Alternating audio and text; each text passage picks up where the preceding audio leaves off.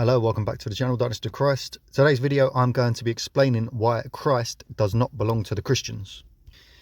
Now I previously did a video talked about why the Gita is superior to the Abrahamic religions, and a lot of Christians came on obviously not too upset with what I said, and that's fully understandable from the way things are.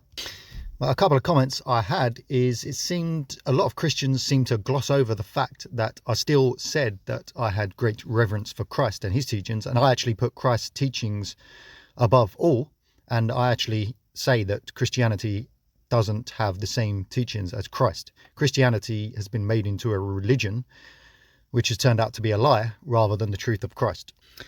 And a lot of Christians were saying like, oh, you're not a Christian, take the cross out of your picture, you don't represent Christ. And I was thinking, no, it's the opposite. I represent Christ. I am a man of Christ. You are religious. You represent religion.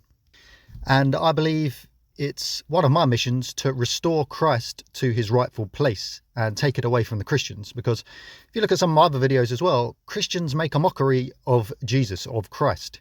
They do not follow his teachings.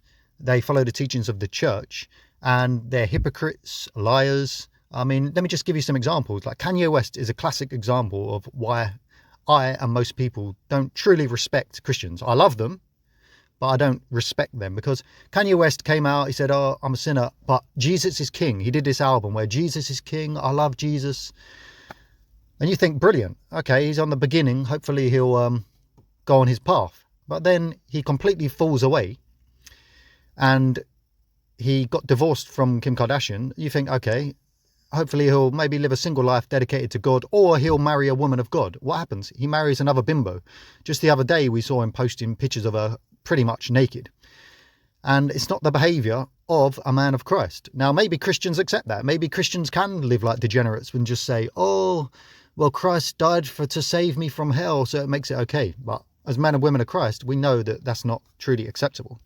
And also he started hanging around with Nick Fuentes, and he got this obsession with the Jews. And obviously he was on Alex Jones saying, oh, the Jews, the Jews, the Jews. And again, he's contradicted what Christ said. What did Christ say? Even if it's true, do not give way to hate, because we're supposed to be of love as men and women of Christ. Even if we're dealing with enemies, even if it was true, I don't necessarily believe it's fully true.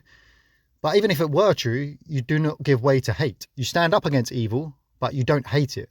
See, what Kanye West should be doing is he should be going around preaching the truth and the love of Christ, not going around hating people and promoting hate.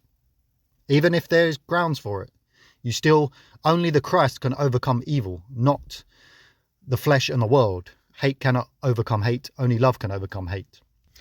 And some may say, well, that's an extreme example, but Christians do it in their everyday life. Even the other day, I went back on Twitter, and the Christians were arguing with each other because there was this calendar where a lot of conservative Christian women were posing half naked, and some conservative Christians were like, oh no, it's fine, there's nothing wrong with that. And another half were saying, oh, it's disgraceful, you're provoking lust, etc., etc. Now, I'm inclined to go along with the latter, and that I don't think, well, women of Christ shouldn't be posing half naked on calendars. Now, conservative women can, secular women can, no problem. But if you're claiming to represent Christ, you should not be provoking lust in men. But there's a group of Christians who use the same tactics as the liberals, and we're saying, oh, don't judge them, don't judge them. That's exactly what the liberals do. The liberals will do evil, and then when you call them out in a loving way, you're not being rude. You're just saying, oh, well, to be honest, you shouldn't be doing this because it's not, this is bad for society, etc. And they'll go, oh, don't judge me, don't judge me. And the Christians were using the same tactics. And this is the sort of thing that Christ doesn't like. He doesn't like hypocrisy. This is why Jesus had to go at the Pharisees, because they were hypocrites. They didn't live the life that they were preaching of. And that's why me, a man of Christ, are having a go at the modern day religious people, because you're hypocrites. You're saying the right things, but your life is not measuring up. And also, I don't blame you because you're blind. If you could see and you were truly born again in the spirit of Christ as a spirit and overcome the ego, or the awakening shines a light on the ego, then you would be able to see. But I understand you're blind and you've fallen to the false teachings of the church throughout the years. Okay, and finally, I'm going to end the video by saying, don't confuse the criticism I may have for a lack of love. If anything, I love Christians, I love the Jews, I love the Muslims, I love everyone. And true love is just as Christ had. You know, sometimes I'll do the video and think, oh, should I really make the video? Don't want to upset anyone. But that's me giving to temptation to not tell the truth. If you love someone, you'll tell them the truth and try to set them free. And the interesting thing also is how I found with Christianity, it makes people fearful and paranoid. So what will also happen is when a man of Christ comes along, just as what happened to Jesus, and tries to set people free, I can absolutely see why Christians would see someone like me as like, oh, be wary of him. He's telling you not to worship Jesus. And it sounds that sort of stuff that the Antichrist is going to do when he comes, which is all a load of rubbish if you understand Revelation was written for those at the time.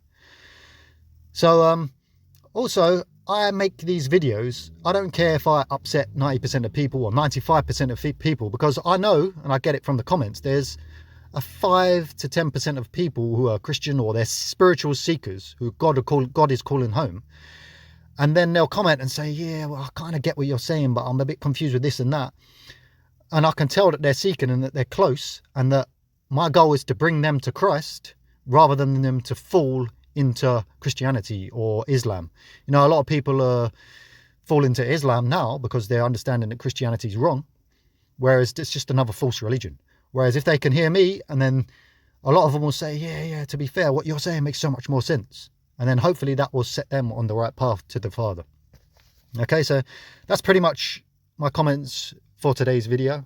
I always like the dialogue. I don't take any offense when people criticize me. The beautiful thing about Christians is they actually do somewhat follow Jesus, and they are quite respectful, even with the critical comments. Whereas Muslims, 50-50, sometimes respectful, sometimes they're a bit crazy. So one comment I will give to the Christians is that they are respectful, and they do, at least Jesus is, the love of Jesus still has some place in them, even if the doctrinal beliefs are incorrect. Okay, so usual stuff. Subscribe for more. Like the video if you like it. Comment below. God bless everyone. Goodbye.